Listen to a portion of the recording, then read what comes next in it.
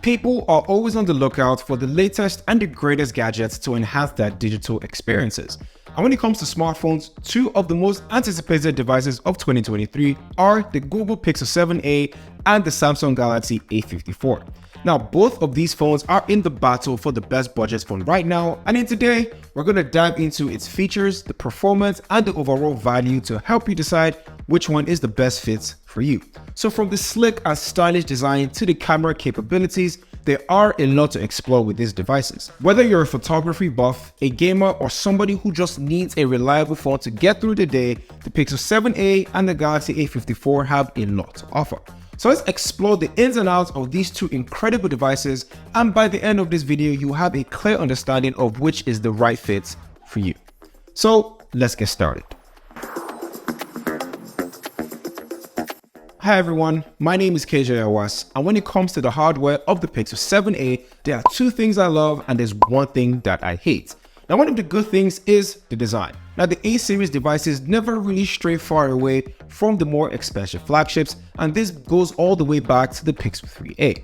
Now, the 7a is 6.1 inches tall. Now, it's slightly smaller than the Pixel 7, so that's a plus for anyone that likes smaller phones. It has the vertical camera bar, but the bar here is slightly thinner than the Pixel 7. The sides are also aluminum with a plastic back, and yes, it is plastic, but for the life of me, I can't really tell the difference between this and the Pixel 7. The aluminum frame is a bit wider, allowing your hands to have a better grip when you're holding the phone, and it's great because having to put a case on this is a huge disservice, as this color gives the Pixel 7a a better appeal. Now, which brings me to the downside. Now, the Pixel 7a overheats a lot, and this makes my experience very uncomfortable. Now, you could be using your phone to watch movies and even text at the same time, and boom, just like that, it gets really hot.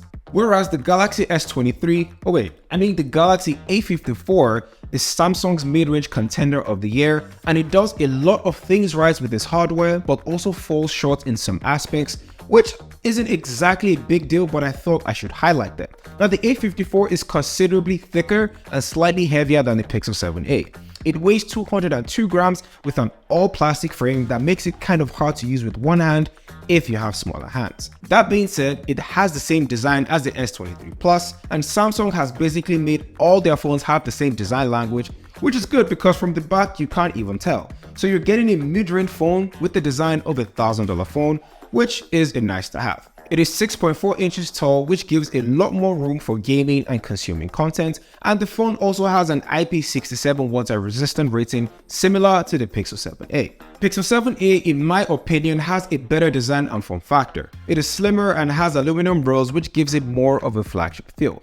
Plus, it is just easier to carry in your hand without a case. The display is where it gets a little interesting. Now, let's just get this out of the way. There is not much difference between a 90Hz screen and a 120Hz screen, especially when it comes to mid-range smartphones. Now, I know some people are going to come in the comments and tell me that I'm wrong or I don't know what I'm saying, but in real life practical use, the average consumer won't even notice, and it should not be a deal breaker on what phone you want to use. So if you're into gaming, the A54 cannot provide you a high refresh rate gaming experience, as the Exynos 1380 is not powerful enough to maintain 120 FPS in a lot of demanding games. Now, that being said, the A54 will serve you better because of its 6.4-inch AMOLED display.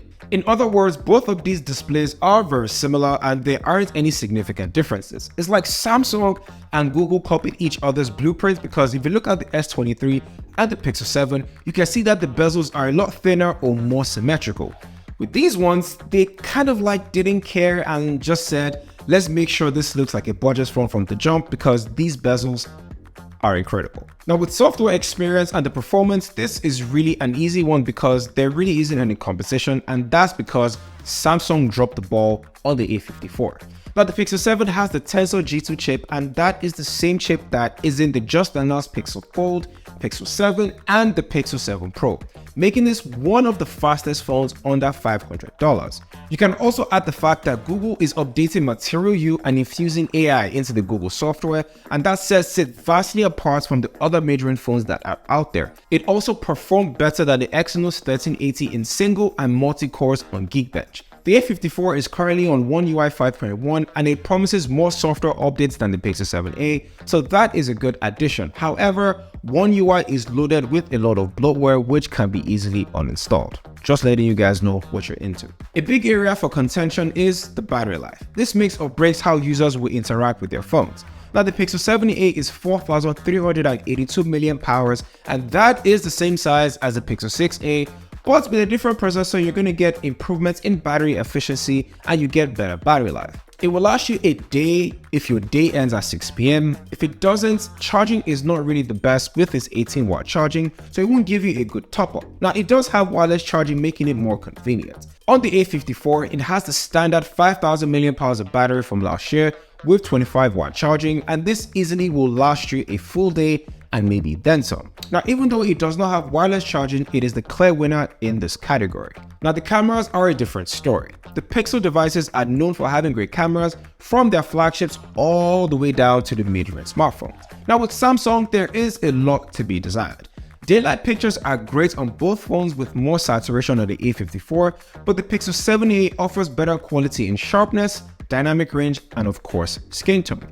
The ultra-wide lens provides more detail on the 7a, while the A54 produced softer images. Portrait mode is where the Pixel blows the A54 out of the water. There is more depth of field on the Pixel 7a, it is clearer and offers better color balance than the A54. Now with both of these phones lacking a telephoto lens, they use a digital crop, which in my opinion is close and very subjective. Low light images are also better on the Pixel with night sights, and the A54 struggles to identify subjects from the background. Now when it comes to its video, I believe that they're really similar in quality, as the Pixels aren't really known for having good video from the Pixel 7 Pro all the way down to the Pixel 7. While the A54 does what it needs to do by producing decent video, so you can keep that in mind. The big question: which mid-range phone offers more value?